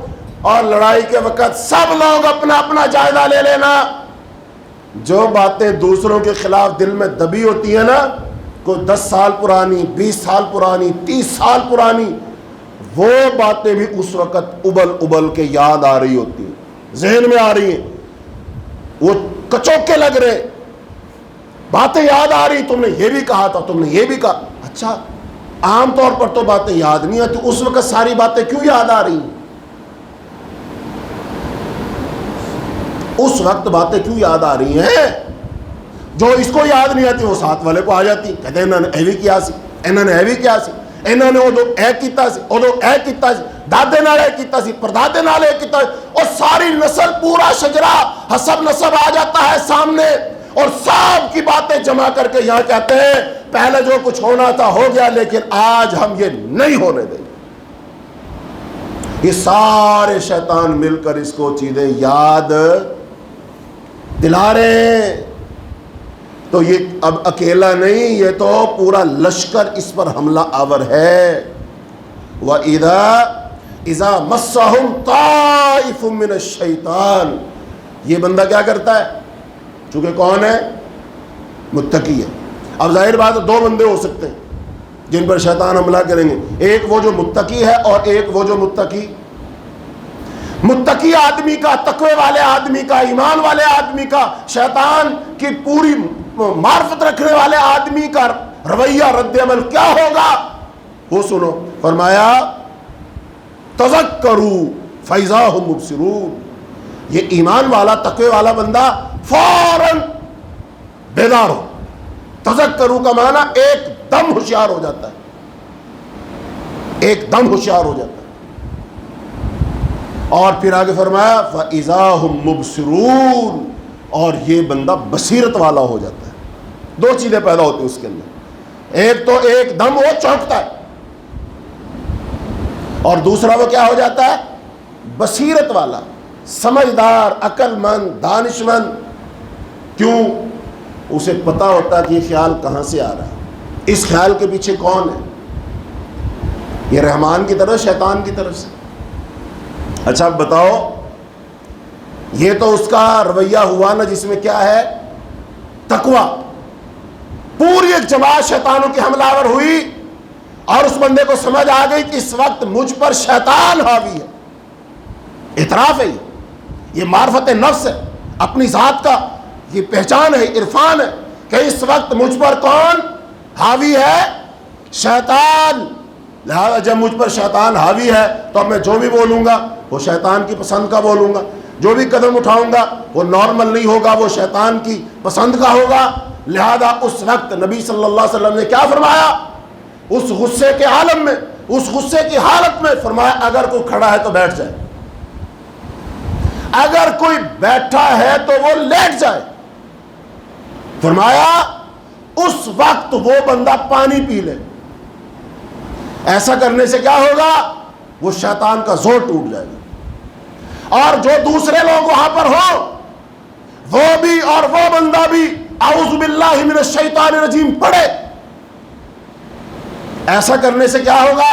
وہ جو شیطانوں کا ایک لشکر پورے کا پورا حملہ آور تھا، اعوذ باللہ من الشیطان الرجیم پڑھنے سے کیا ہوگا؟ وہ دفع ہو جائے گا، اس کا زور ٹوٹ جائے گا، جب اس کا زور ٹوٹ جائے گا یہ بندہ ہوش میں آ جائے گا کہ میں کیا کرنے والا تھا، میں تو گھر سے پسٹل لایا تھا، چھپا کے لوڈ کر کے لایا تھا، گولیاں ڈال کے لایا تھا، اور میرا ہاتھ وہاں پہنچا ہی تھا، اور اگر ایک لمحے میں کی تاخیر ہو جاتی میں نے سب کو بھون دینا تھا اور بعد میں پچھتانا تھا۔ اور جتنے قتل کرنے والے لوگ ہوتے ہیں اور پھر جب قتل کا مقدمہ چلتا ہے وہ جیلوں میں چلے جاتے ہیں، سزائے موت ہو جاتی ہے، اللہ کی قسم ان کے انٹرویوز پڑے ہوئے، وہ سارے کے سارے لوگ کیا کہتے ہیں؟ کہتے ہیں بس وہ جو ٹائم تھا نا، وہ 1-2 منٹ اگر ہم نے صبر کیا ہوتا تو ہم سے غلطی نہ ہوتی، ہم بہت پچھتا رہے، ہمیں بڑی ندامت ہے، بڑی شرمندگی ہے کہ ہم یہ کام نہ کرتے۔ اب کیوں ہوش آ رہا ہے؟ عقل ٹکانے آ گئی نا، وہ شیطان اپنا کام کر کے چلا گیا، دفع ہو گیا، لہذا اب اس کو اپنوں کی لاشیں اس نے اٹھائی ہے، اپنوں کی لاشیں اٹھائی ہے، بھائی کی لاش اٹھائی ہے، رشتہ داروں کی لاشیں اٹھائی ہے، اور زمین وہی کی وہی پڑی رہ گئی، دونوں مارے گئے۔ اس میں کسی کا فائدہ نہیں ہوا، دونوں کا نقصان ہوا، دنیاوی لحاظ سے بھی آخرت کے لحاظ سے۔ تو یہ شیطانوں کی جماعت، تو اب یہاں پر جب شیطانوں کی جماعت مسلط ہو تو جس بندے کے دل میں تقوی نہ ہو، نہ تو وہ چکنا ہوتا ہے نہ وہ بصیرت والا ہوتا ہے، اس کے اندر عصبیت آتی ہے، غصہ آتا ہے، وہ انا کا مسئلہ اس کو بنا لیتا ہے، اور وہ ڈبل ٹرپل ری ایکشن دیتا ہے، کہتا ہے انہوں نے ہمارا ایک مارا تھا میں ان کی نسل مٹا دوں گا۔ ہوتا ہے ایسا؟ تو فرمایا یہ شیطان حملہ آور۔ تو یہ قرآن کی آیت آپ نے سنی، یہ ہے قرآن سورہ اعراف کی آیت ہے، آیت نمبر 201، اس کو ذہن میں رکھنا۔ اب ایک حدیث سنو،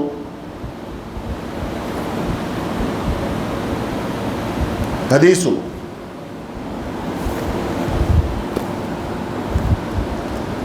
رسول اللہ صلی اللہ علیہ وسلم نے ارشاد فرمایا، چونکہ بات وسوسے کی ہو رہی ہے، وسوسہ آئے گا، فرمایا ما منکم من احد الا وقد وکل به قرین، تم میں سے ہر ایک کے ساتھ ایک قرین ہے۔ یہ قرین کا لفظ قرآن میں بھی آیا، قرین کہتے ہیں ہم نشین، ساتھ بیٹھنے والا، گپ شپ لگانے والا، یار، بیلی، سجن، ساتھ ہی نہ چھوڑے جو۔ فرمایا ہر ایک کے ساتھ ایک قرین ہے، دو ہیں، ایک فرشتوں میں سے ہے اور ایک جنوں میں سے۔ یہ رسول اللہ صلی اللہ علیہ وسلم کی صحیح حدیث ہے۔ اچھا، فرمایا من الملائکۃ وقرینہ من الجن، ہر انسان کے ساتھ ایک ہم نشین ساتھی جنوں میں سے ہے اور ایک فرشتوں میں سے، یعنی میں اور آپ، ہم سب کے ساتھ ایک فرشتہ ہے خاص طور پر، اور ایک ہم سب کے ساتھ کیا ہے؟ جن ہے، اور یہ ایسے ہیں جو ہر وقت آپ کے ساتھ ہیں، خلوت و جلوت میں ساتھ ہیں۔ اچھا، پہلے بات ہوئی، اب ہمارے ساتھ جو شیطان ہے، جن ہے، یہ کوئی نیک جن نہیں ہے، یہ مسلمان جن نہیں، جنات کی دو ہی قسم، ایک مسلمان جنات اور ایک غیر مسلمان جنات، کافر جنات۔ اچھا، اب جو کافر جنات ہیں، ظاہری بات ہے وہ تو ہمیشہ غلطی وہ دیں گے، مشورہ، غلط خیال ہی دلائیں گے، لیکن وہ جو مسلمان جنات ہیں وہ بھی بتاؤ کوئی غلط وسوسہ ڈال سکتے ہیں کہ نہیں؟ ایک ہے کافر جنات، وہ تو غلط وسوسہ دلائیں گے، لیکن ایک مسلمان جنات، تو مسلمان جنات جو ہیں وہ غلط مشورہ دے سکتے ہیں کہ نہیں؟ ہاں نہ کرو۔ ہاں جی یاسین صاحب، کچھ لوگ کہہ رہے نہیں دے سکتے، اور بھائی دے سکتے ہیں۔ کیسے؟ یہ جو ہم سب مسلمان ہیں پاکستان میں 97%، ہم مسلمان ہیں کہ نہیں؟ تو مسلمان کو دھوکہ دیتا کہ نہیں؟ یہ بھی تو مسلمان ہی ہے، ایمان والے بندے ہی دھوکہ دے رہے ہیں، تو جنات میں بھی ایسے ہی۔ کوئی بہت اچھے مضبوط ایمان والے جن ہیں وہ غلط مشورہ نہیں دیتے، وگرنہ جو ہمارے جیسے جنات ہیں، مسلمان جنات ہیں، وہ کیا کرتے ہوں گے؟ دال آندے نا پورا چھڑ دے نہیں، چونکہ وہ ساتھی ہے۔ تو اب اس کا مطلب یہ جن بھی ساتھ ہے۔ اچھا آپ نے کبھی محسوس کیا کہ آپ کے ساتھ آپ کا جن ہے؟ سوال ہی پیدا ہوتا ہے، آپ نے کبھی محسوس کیا؟ ایک تو ہے نا وہ جنات جو گھروں میں، جسے ہم ڈرتے رہتے ہیں گھر میں جن نہ آگے بھی جنات ہے، لہذا سایہ نظر آتا ہے، گھر میں برتن گرتے ہیں اور یہ ہوتا ہے اور وہ ہوتا ہے. ایک تو وہ جنات ہے، حدیث میں کہا جا رہا تمہارے ساتھ مستقل ایک جن ہے، مستقل جن ہے. تو آپ نے کبھی محسوس کیا اس کو؟ ایسا آپ کی عمر ہم سب میں زیادہ ہے، محسوس کیا کہ اے جڑا نال جن حدیث ہے صحیح، اور یہ صحیح حدیث ہے، صحیح مسلم کی روایت ہے، مسند احمد میں بھی ہے، یعنی روایت بھی صحیح ہے، 100% صحیح حدیث ہے.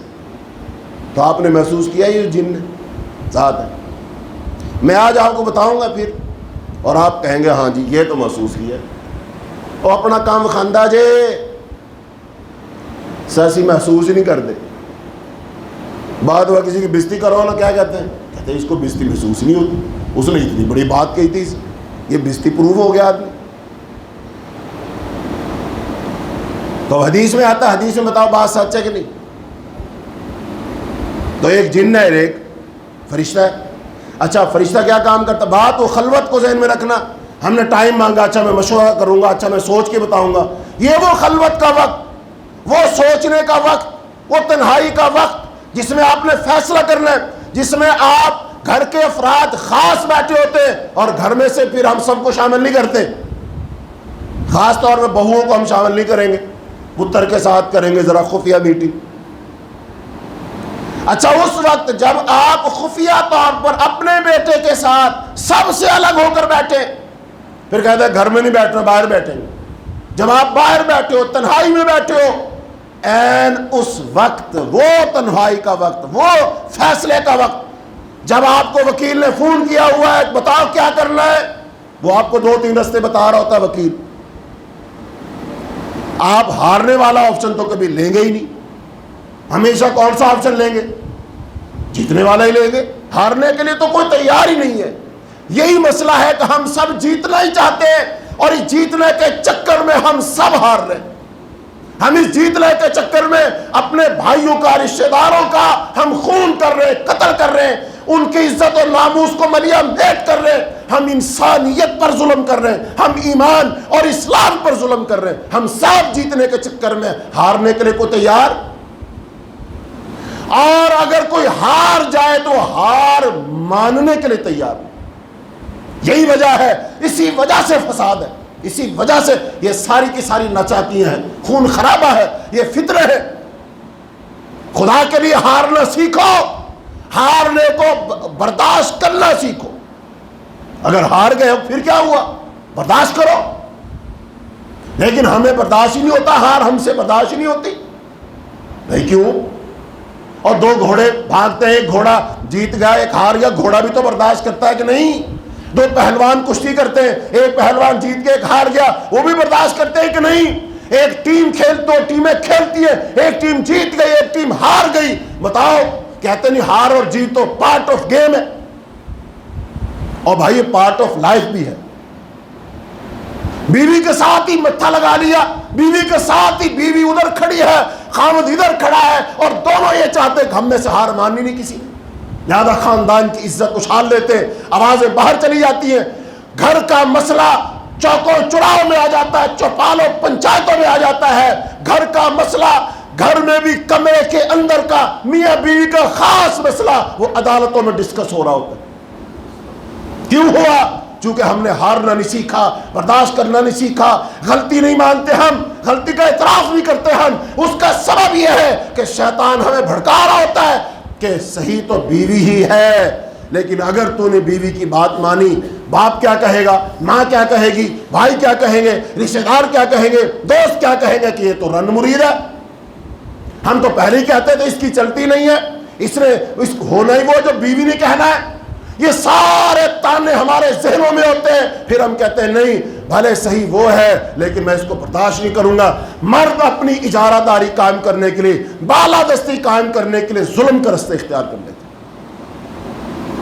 یہ وہ خاص وقت، وہ خاص لمحہ جب تو نے سوچنا ہے، جو تو نے فیصلہ لینا ہے، تو اپنے اس خاص وقت کو تو نے شیطان سے پاک کرنا ہے۔ شیطان کی طرف سے کوئی وسوسہ، کوئی اکساہٹ آئے تو تو نے سمجھنا ہے، فوراً کان کھڑے کر لینے ہیں کہ یہ بات تو فرشتے کی طرف سے تو نہیں ہو سکتی، یہ شیطان کی طرف سے۔ اب فیصلہ کر، شیطان کی بات میں تیرا فائدہ تو ہے، لیکن تو شیطان کی بات مان کے شیطانی کرے گا کہ نہیں؟ مسئلہ صرف اتنا۔ تو حدیث میں آیا، آپ نے فرمایا ہر ایک بندے کے ساتھ کیا ہے؟ ایک جن اور ایک۔ مسئلہ یہ پوچھ رہا تھا میں، بتاؤ آپ نے کوئی محسوس کیا؟ کیوں یاسین صاحب محسوس کیتا کبھی؟ پچھلے ہفتے سے اب تک محسوس کیا کہ نہیں؟ خیالات آئے پھر زبردست بھائی صاحب بندے نے وعدہ پورا کیتا ہے، نظر آ رہے، دھتکار دیا ہے۔ یہ ہم تو خوش طبی میں لیتے نہیں اس بات کو، لیکن اس بندے سے پوچھو جس بندے کا دل چاہ رہا ہو کہ میں داڑھی کاٹوں اور وہ نہ کاٹے، اللہ کی قسم بڑا مشکل مسئلہ ہو۔ وہ اب پوری جنگ کرتا ہے اپنے آپ سے، شیشہ دیکھتا ہے، دوستوں کو دیکھتا ہے، بار بار خواہش نفس اس پر حملہ کرتی ہے، یہ کام کر، یہ کر، اچھا نہیں لگے گا، یہ نہیں ہوگا، وہ نہیں ہوگا۔ وہ اپنے آپ سے لڑتا ہے، معاشرے سے لڑتا ہے، گھر والوں سے لڑتا ہے، شدید ترین اس پر حملہ ہوتا ہے کہ نہیں، سنت کی بات، قرآن کی بات، حدیث کی بات، اللہ کی بات نہیں ماننی، اگر مانی تو یہ ہو جائے گا، وہ ہو جائے گا۔ لیکن وہ بندہ جب دل سے فیصلہ کرتا ہے، وہ شیطان کے سارے وسوسوں کو، سارے خیالات کو وہ جھٹک دیتا اور کہتا ہے چل دفعہ ہو، میں اپنے رب کی بات مانوں گا، آج تک جو غلطی ہونی تھی سو ہو گئی، آج کے بعد نہیں ہوگی۔ آسان نہیں اپنے آپ سے لڑنا، وہ اپنی ذات سے لڑنا سب سے بڑی جنگ ہے، سب سے بڑی جنگ اپنے آپ سے لڑنا ہے۔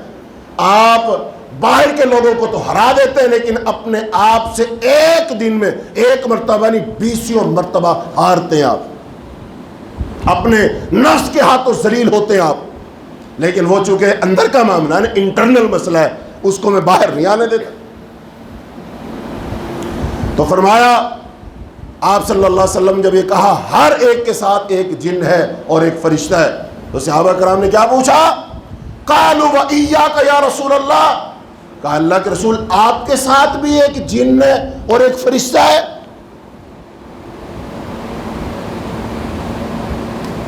جن وہی شیطان ہے، مسلمان مت سمجھنا اسے۔ صحابہ کرام نے جرت کی پوچھا کہ اللہ کے رسول آپ کے ساتھ بھی؟ اللہ کے رسول نے ناراض ہو کر بھڑک کر نہیں کہا ہو گستاخ ہو، تم میرے بارے میں یہ سوچتے ہو؟ آج کوئی مجھ سے پوچھے کہ حضرت جی آپ کے ساتھ بھی جن ہے، میں کہوں گا میرے ساتھ جن کہاں سے آ گئے، میں تو نیک آدمی ہوں۔ ہم اپنی پارسائی کے چکر میں پڑ جاتے ہیں کہ نہیں نہیں ہمارے ساتھ میں تو بڑا اللہ والا ہوں۔ ارے بھائی یہ وہ حقیقت ہے جو رسول اللہ صلی اللہ علیہ وسلم کو کس نے بتائی؟ اللہ نے۔ کیونکہ آپ صلی اللہ علیہ وسلم کو باتیں کون بتاتے ہیں؟ اللہ تعالیٰ، وہی آتی ہے۔ تو یہ اللہ تعالیٰ کی طرف سے علم ہے، معرفت اور پہچان ہے۔ تو صحابہ کرام پوچھا یہ آپ کے ساتھ؟ قال وَإِيَّايَ، آپ نے فرمایا ہاں میرے ساتھ بھی۔ لیکن ہوا کیا ہے؟ إِلَّا أَنَّ اللَّهَ أَعَانَنِي عَلَيْهِ فَأَسْلَمَ، لیکن میرا مسئلہ یہ ہے کہ اللہ نے میری مدد کی ہے اس کے خلاف، اور وہ اب میرا فرما بردار ہو گیا، اب مجھے وہ نقصان نہیں پہنچا۔ اچھا اب یہ بتاؤ، نبی صلی اللہ علیہ وسلم کے ساتھ کا جو شیطان ہے اس کے خلاف تو اللہ نے مدد فرما دی، اب وہ نقصان تو نہیں دیتا، لیکن ہمارے ساتھ جو ہے وہ، اور وہ مسلمان ہوا ہے۔ لیکن ایک بات ہے، اگر ہم لوگ مسلسل اللہ کی اطاعت فرما برداری کریں، اللہ تعالی ہمیں اس کے شر سے محفوظ کر دے گا۔ اس کی مثال دو، ایک چھوٹی سی مثال۔ پہلے لوگ گھڑیاں لیتے تھے، گھڑی کا سب سے بڑا مسئلہ ہوتا تھا یاد نہیں رہتا، بندہ اس کے ساتھ ہی وضو کر لیتا تھا، نہا لیتا تھا، پانی پڑ گیا گھڑی خراب۔ اس کا حل کیا نکالا؟ واٹر پروف گھڑی آ گئی، جتنا مرضی نہاؤ، سوئمنگ کرو، اس میں پانی، گھڑی تو وہی ہے، لیکن جہاں سے پانی گھستا ہے وہاں سے انہوں نے روک دیا، تو اب گھڑی میں پانی داخل لہذا اپنے دل پر تقوی ایمان کی ایک تہ لگا دو، اپنے دل کا پہرے دار تقوی بنا دو۔ ہمارا جو دل ہے وہ ایک گھر کی مانند ہے، اور جیسے کوئی شخص اپنی دکان، اپنے گھر، اپنی فیکٹری، آفس کے ساتھ گارڈ بٹھاتا بندوق دے کر، اور اس کا ایک کام ہوتا ہے کہ شخص کو اندر نہیں آنے دینا، تو آپ کا جو دل ہے اس دل پر ایک پہرے دار بٹھاؤ، اور اس پہرے دار کا نام کیا؟ تقوی۔ چونکہ اوپر آیت میں گزرا کہ جب تقوی والے بندے کو شیطان کی ایک جماعت چھوتی ہے فوراً بیدار ہو جاتا، گھنٹی بج جاتی ہے کہ آ رہا ہے کچھ، بیدار ہو جاتا ہے، بصیرت والا ہو جاتا ہے، حملے کو روکتا ہے، ذکر اذکار میں لگ جاتا ہے، پناہ مانگتا ہے، اعوذ باللہ پڑھتا ہے، استغفار کرتا ہے، شیطان کا حملہ ناکام ہو جاتا ہے۔ تو اس کا مطلب اپنے دل کا پہرے دار تقوی بناؤ۔ اور پہرے داری کہاں کی ہوتی ہے؟ کسی گھر میں اگر کوئی خزانہ ہو، دولت ہو، پہرے دار وہاں بٹھاتے ہیں آپ، لیکن ایک گھر کو خالی کر دیا مالکوں نے، سب چیز سوئی تک اس میں سے لے گئے، اس گھر کے باہر کو بٹھاتا ہے پہرے دار؟ پہرے دار ہمیشہ وہاں بٹھایا جاتا ہے جہاں پہ دولت ہو۔ آپ کا دل ایک گھر ہے، یہاں پر ایک خزانہ ہے، اور وہ خزانہ وہ ہے جس کے ساتھ آپ دنیا خرید سکتے ہیں، دنیا جہان سے قیمتی ہے، جس خزانے کے ساتھ، جس دولت کے ساتھ آپ جنت خریدیں گے، جس کے ساتھ آپ جنت میں جائیں گے، وہ اس خزانے کا نام ایمان ہے۔ اس خزانے کا نام کیا ہے؟ اور ایمان کہاں ہوتا ہے؟ دل میں۔ آپ نے فرمایا تقوی ہا ہنا یشیر الی صدرہ ثلاث مرات، تو وہ ایمان، وہ جو خزانہ ایمان کا وہ دل میں ہے۔ لہذا جس دل میں سب سے قیمتی چیز وہ ایمان ہے، اس کے باہر ایک پہرے دار بٹھاؤ، اور اس پہرے دار کا نام کیا ہے؟ تقوی۔ بٹھا، جب شیطان اس خزانے پر، اس گھر پر حملہ کرے گا تو تو کیا کرے گا؟ فوراً بیدار ہو جائے گا، ہوشیار ہو جائے گا، فوراً دفاع کرے گا، ہتھیار اٹھائے گا، اعوذ باللہ پڑھے گا، استغفار کرے گا، ذکر اذکار کرے گا، سورہ فلق، سورہ ناس پڑھے گا، آیت الکرسی پڑھے گا، سورہ بقرہ کی آخری آیات پڑھے گا، اللہ سے پناہ مانگے گا، اور پھر اللہ تعالیٰ تجھے پناہ دے دے گا۔ تو آپ نے فرمایا اللہ نے میری مدد کی۔ تو جب ہم لوگ اپنے آپ کو اتنا پاک اور صاف کر دیں گے، انشاءاللہ شیطان وہاں سے مایوس ہو جائے گا۔ جس کی ایک مثال، شام کو جب ہم باہر سے پلٹ کر گھر جاتے ہیں، آپ کو پتا آپ کے ساتھ ایک شیطان بھی جاتا ہے۔ گھر میں جب جاتے ہیں ساتھ ایک شیطان بھی جاتا ہے۔ جب آپ دروازے میں پہنچتے ہیں، اس کی کوشش کیا ہوتی ہے؟ آپ اللہ کرے بھول جائیں، آپ ذکر اذکار نہ کریں، آپ دعا، اب دو ہی صورتیں ہو سکتی ہیں، یا تو آپ اذکار کر کے گھر میں داخل ہوں گے یا اذکار نہیں کریں گے۔ جب آپ گھر میں اذکار کر کے داخل ہوئے، شیطان فوراً کہتا ہے لا عشاء لکم ولا مبیت لکم، کہ اس گھر میں تمہارے لیے نہ رات بسر کرنے کی جگہ ہے، نہ کھانا کھانے کی جگہ ہے۔ اچھا یہاں پر بھی تھوڑا سا غور کرو، پیچھے آیت میں پڑھا تھا نا، ایک جماعت حملہ کرتی ہے، شیطان کی کیا حملہ کرتی ہے؟ جماعت۔ اچھا اس حدیث میں بھی کیا لفظ ہے؟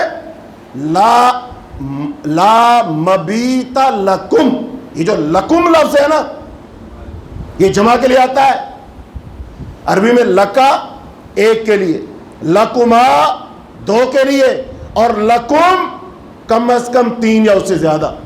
اب یہ کس سے کہہ رہا ہے؟ تمہارے لیے یہاں رات بسر کرنے کی جگہ نہیں۔ اس کا مطلب وہ اکیلا نہیں آ رہا تھا، اس کے ساتھ ایک جماعت آ رہی تھی۔ اچھا اب آپ کو اس بات کا احساس ہے، اگر فرض کر لو اس گھر میں 10 افراد رہتے ہیں، 10 افراد رہتے ہیں، اور 10 میں سے چلو 5 خواتین ہیں، 5 مرد ہیں، تو 5 مرد باہر سے گھر جائیں گے۔ جب وہ گھر سے باہر جائیں گے تو کم از کم 3 شیطان ایک کے ساتھ جا رہے، تو رات کو کتنے شیطان داخل ہو گئے؟ 15 تو ہو گئے۔ گھر والے زیادہ شیطان بھی۔ شیطان زیادہ، 15 شیطان ہے اور یہ 10 ہے، تو یہ تو قابو کر لیں گے انہیں۔ پھر کہتے ہیں پھر تمہارے لیے اس گھر میں نہ ٹھہرنے کی جگہ ہے نہ کھانے کی جگہ۔ اچھا اب اس کا الٹ کرو، اس نے تو ذکر کر لیا، ایک بندہ گھر میں داخل ہو، اس نے ذکر نہیں کیا، اس نے دعا نہیں پڑھی، اس نے سلام نہیں کہا، شیطان داخل ہو کیا کہے گا؟ آ جاؤ بھی آ جاؤ، تمہارے لیے اس گھر میں رات بسر کرنے کی بھی جگہ ہے اور کھانا بھی ہے، دعوت دے رہا ہے۔ اس کا مطلب یہ بھی داخل ہوگا اور باقیوں کے لیے بھی رستہ ہموار کر دیا۔ اچھا بتاؤ اب یہ کھانے میں شامل ہوں گے نہیں؟ شامل ہوں گے نا؟ تو شیطانوں کو تو ہم نے خود دعوت دی۔ اور میرے بھائیوں یہ انتہائی اہم مسئلہ ہے، ہم بہت ساری بیماریوں کا شکار ہیں۔ اب یہ شیطان جب گھر میں داخل ہوتا ہے، اب یہاں سے ایک ناشتہ نوشتہ ہے کہ نہیں؟ میں تو لگا ہوا، اچھا میں تو کیا حالی پتیلے کی آواز آتی حالی ہوتی تو میں تو بیٹھا ٹائم 6 بجنے والے نے یار۔ اچھا چلو 5-7 منٹ میں موضوع کو سمیٹتے ہیں۔ اچھا جی، تو بات کیا ہو رہی تھی کہ شیطان آتے ہیں۔ اچھا اب شیطان شیطانی والے ماحول میں پرورش پائے گا۔ اگر شیطان کے لیے شیطانی ماحول نہیں ہوگا وہاں نہیں رہ سکتا۔ مثال کے طور پر مچھلی کہاں رہ سکتی ہے؟ پانی اس کا ماحول ہے، مچھلی پانی میں رہے گی۔ اگر مچھلی کو پانی سے باہر نکال دو مر جائے گی۔ اب مچھلی کو مارنے کے لیے آپ کو نہ خنجر اٹھانے کی ضرورت ہے نہ چھری مارنے کی ضرورت ہے، صرف پانی سے باہر نکال دو، اس کی موت واقع۔ ایسے ہی شیطان شیطانی والے ماحول میں پھلے پھولے گا۔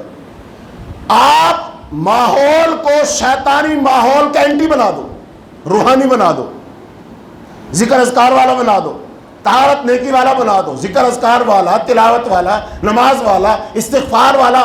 گھر کے سارے افراد اپنی اپنی جگہ ذکر کر رہے ہو، اعوذ باللہ من الشیطان الرجیم، لا حول ولا قوت الا باللہ۔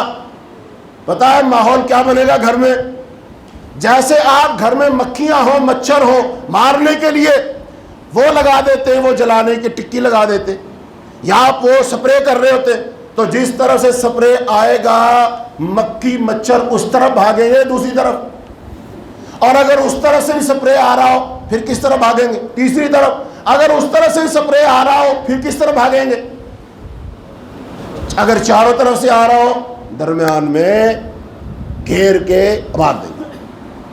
اب آپ حساب لگائیں، گھر کے تمام کمروں میں کوئی نہ کوئی تو رہتا ہی ہے، ہر جگہ سے سورہ بقرہ کی تلاوت کی آواز آ رہی ہو، تو جیسے یہ مکھی مچھر کے لیے سپرے کام کرتا ہے نا، اینٹی ہے، ایسی یہ قرآن کی تلاوت، اذکار، یہ دعائیں، یہ استغفار، یہ سب کچھ جب ہر طرف سے ذکر اذکار قرآن کی تلاوت کی آوازیں آئیں گی، شیطان یہاں رہ نہیں سکتا، اس کے اینٹی ماحول ہو گیا ہے، اس کا یہاں دم گھٹے گا، وہ یہاں مارا جائے گا۔ ماحول بنا دو۔ اور ایسی انسان کا سینہ، شیطان انسان کے بدن میں داخل تو ہوتا ہے، لیکن جب وہ اس میں داخل ہوا، اندر آ گیا، اندر سے اب دل کیا کر رہا ہے؟ ذکر۔ دل میں کس کا ڈر ہے؟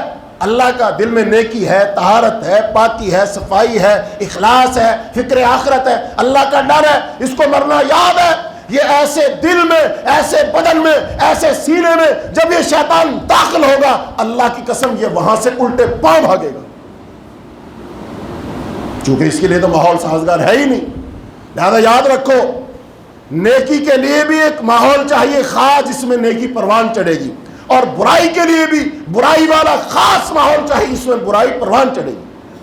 اور اگر آپ نے نیکی کو برائی والے ماحول میں رکھ دیا، برائی مر جائے گی، اور اگر برائی کو آپ نے نیکی والے ماحول میں رکھ دیا تو برائی ماری جائے گی۔ اپنے گھروں کو پھر کس کا مقام بنا دو؟ نیکی کا۔ اپنے سینوں کو کس کا مقام بنا دو؟ نیکی کا۔ اپنے دماغوں میں کیا بسا دو؟ نیکی، انشاءاللہ برائی ختم ہو جائے گی۔ اور اگر اس کے معاملہ الٹا ہے، دل میں بھی میل ہے، حسد ہے، بغض ہے، کینہ ہے، سینہ بھرا ہوا ہے، گھر میں بے حیائی ہے، برائی ہے، ڈسکو ہے، ڈانس ہے، گانا ہے، موسیقی ہے، لہذا برائی یہاں دوڑ دوڑ کے آئی۔ فیصلہ کرو ہمارے گھروں میں کیا آنا چاہیے، فرشتے آنے چاہیے کہ شیطان؟ یہ میرا اپنا فیصلہ، میرا اپنا کام ہے۔ اگر ہم شیطان کے لیے سازگار ماحول بنائیں گے تو آپ کے گھروں میں شیطان نازل ہوں گے، اور اگر آپ اپنے گھروں کا ماحول انتہائی پاک اور صاف اور نیکی والا بنا دیں گے، آپ کے گھروں میں اللہ کے فرشتے نازل ہوں گے۔ بتاؤ ہمارا گھر فرشتوں کا بسیرا ہے، فرشتوں کا ٹھکانہ ہے، یا شیطان کا بسیرا اور ٹھکانہ ہے؟ کہ میں نے فیصلہ کر۔ تو بات یہ ہو رہی تھی، جب ہم تنہائی میں بیٹھ کر فیصلہ کر رہے ہوتے ہیں، غور و فکر کر رہے ہوتے ہیں، اب یہ جو ہمارے ساتھ شیطان ہے یا ہمارے ساتھ وہ جن ہے، وہ اپنا کام اس وقت کرتا ہے۔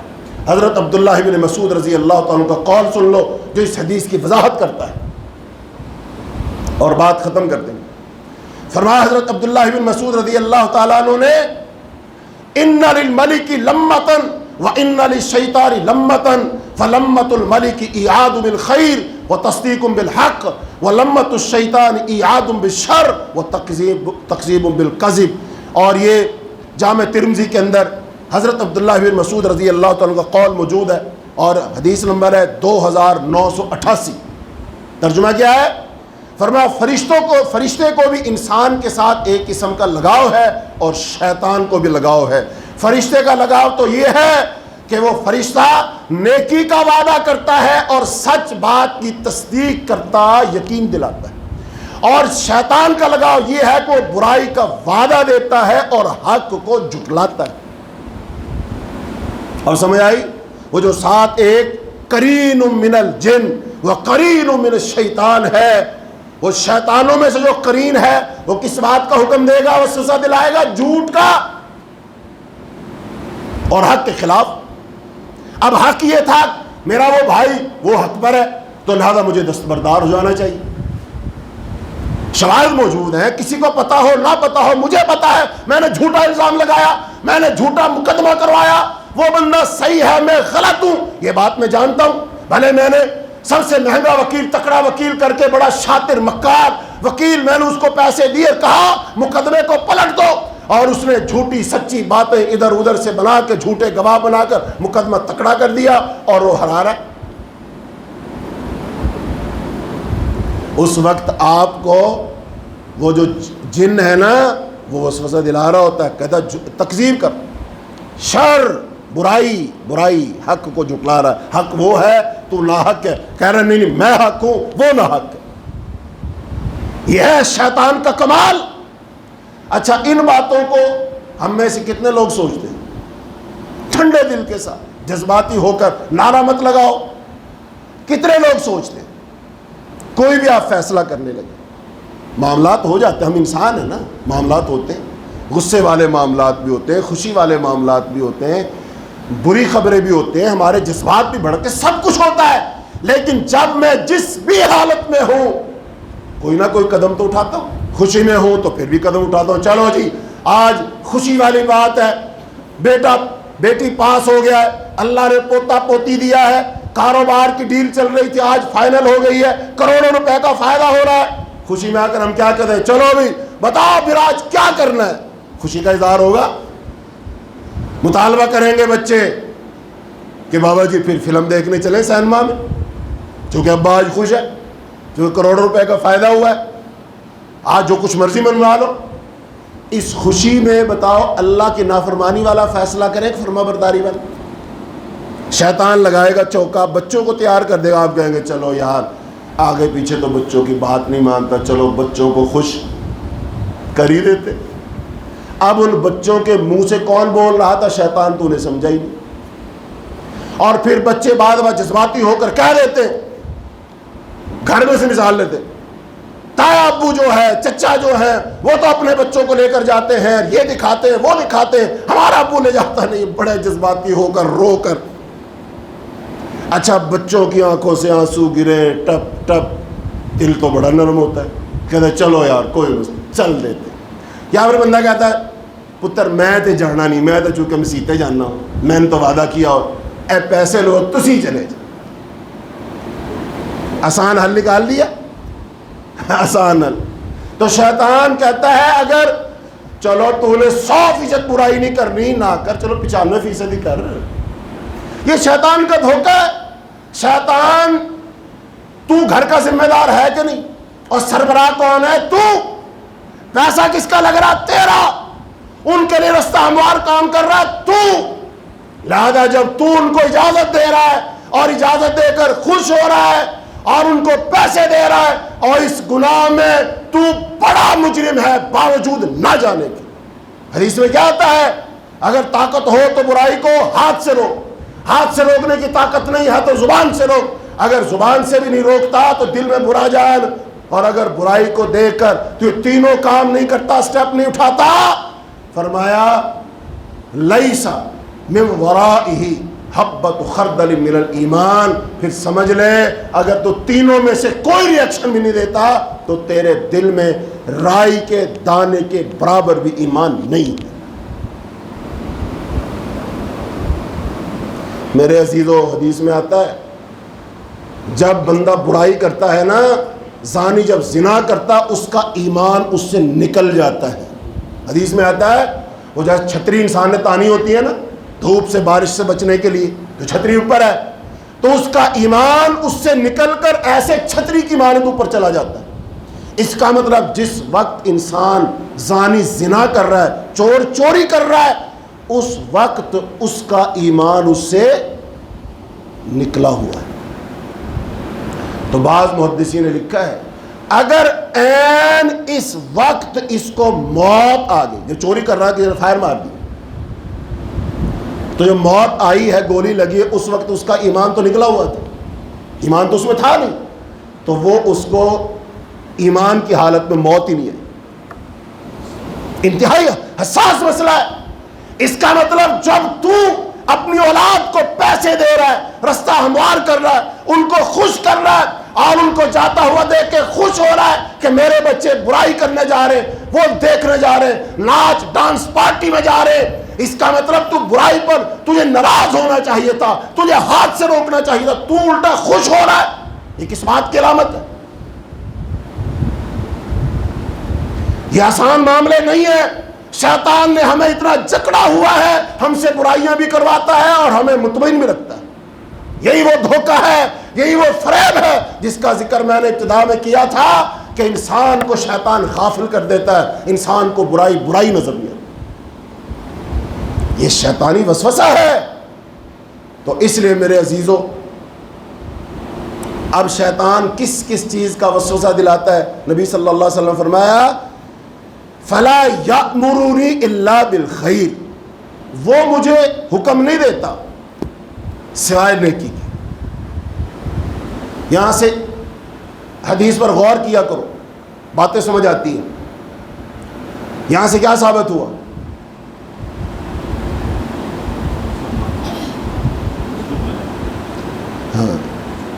ثابت جو اصل بات ہو رہی وہ یہ ہے کہ شیطان بھی حکم دیتا ہے. یہ بات ثابت ہوئی. یہ تو وسوسہ ہے. شیطان کیا دیتا ہے؟ اچھا آپ نے آج تک شیطان کا حکم سنا؟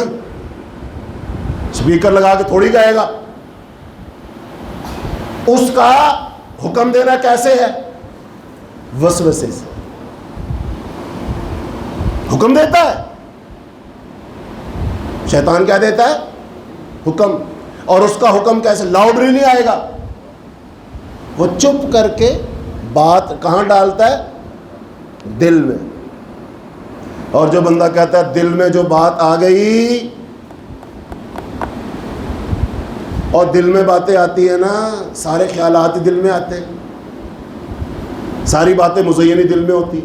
تو یہاں سے انشاءاللہ اگلی دفعہ ہم درس شروع کریں گے کہ دل میں یہ خیالات کہاں سے آتے ہیں، کیسے آتے ہیں. دیکھو نا جو اتنے بڑے بڑے شاعر ہیں، آپ کیا سمجھتے ہیں یہ جو لوگ گانے لکھتے ہیں، شاعری کرتے ہیں عشق معشوقی والی، لوگ پھر اس کو گاتے ہیں، بندہ سوچتا ہے کہ یار ان کے دماغ میں خیالات کہاں کہاں سے آ جاتے ہیں. ان کی شاعری میں. تو یہ خیالات کون دلاتا ہے کوئی جو دلاتا ہے. اور لوگ پھر ان گندے خیالات کو، بری باتوں کو سن کے بڑی داد دیتے ہیں. اچھی بات سن کر کوئی داد نہیں دیتا، بری بات سن کر داد دیتے ہیں.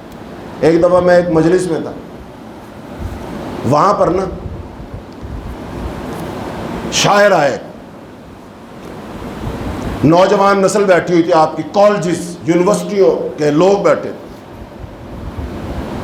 پوری ایمانداری سے کہہ رہا ہوں، جس شاعر نے کوئی سنجیدہ شعر پڑھا نا، اچھا اصلاح والا شعر پڑھا، لوگوں نے داد نہیں دی. اور جس شاعر نے جتنا گندا، فحش، عریانی والا شعر پڑھا، لوگ اتنی ایک دم آواز آتی.